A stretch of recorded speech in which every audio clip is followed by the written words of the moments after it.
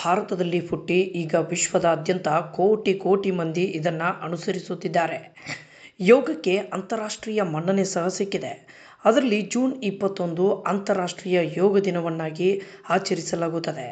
ಯೋಗವನ್ನು ಮತ್ತಷ್ಟು ಪಸರಿಸುವ ಹಾಗೂ ಯೋಗ ಮಾಡುವುದರಿಂದಾಗುವ ಆರೋಗ್ಯದ ಲಾಭಗಳನ್ನು ವಿಶ್ವಕ್ಕೆ ತಿಳಿಸುವ ಧ್ಯೇಯ ಹೊಂದಲಾಗಿದೆ. ಅಂತಾರಾಷ್ಟ್ರೀಯ ಯೋಗ ದಿನವನ್ನು ಪ್ರತಿ ವರ್ಷ ಜೂನ್ 21ರಂದು ವಿಶ್ವದಾದ್ಯಂತ ಆಚರಿಸಲಾಗುತ್ತದೆ.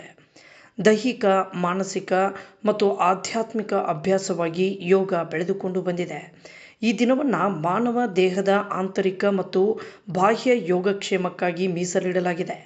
ಅದೇ ರೀತಿ ಪ್ರಪಂಚದಾದ್ಯಂತ ಈ ದಿನ ಕೋಟಿ ಕೋಟಿ ಮಂದಿ ಯೋಗ ಅಭ್ಯಾಸ ಮಾಡುತ್ತಾರೆ.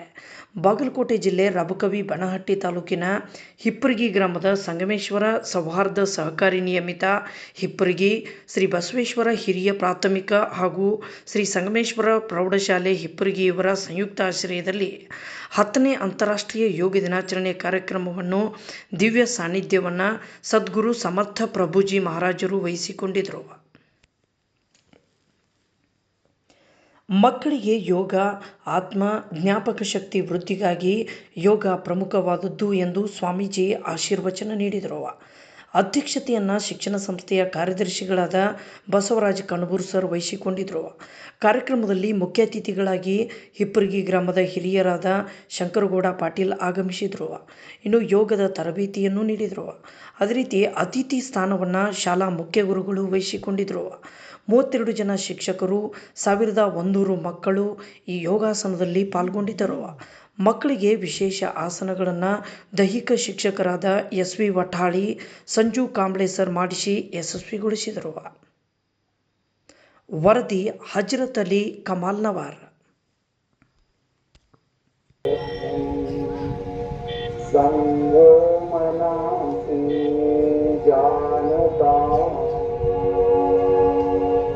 संगो मनांसि जानता देवा भागं यथा पूर्वे देवा भागं यथा पूर्वे संज्ञानाना उपासते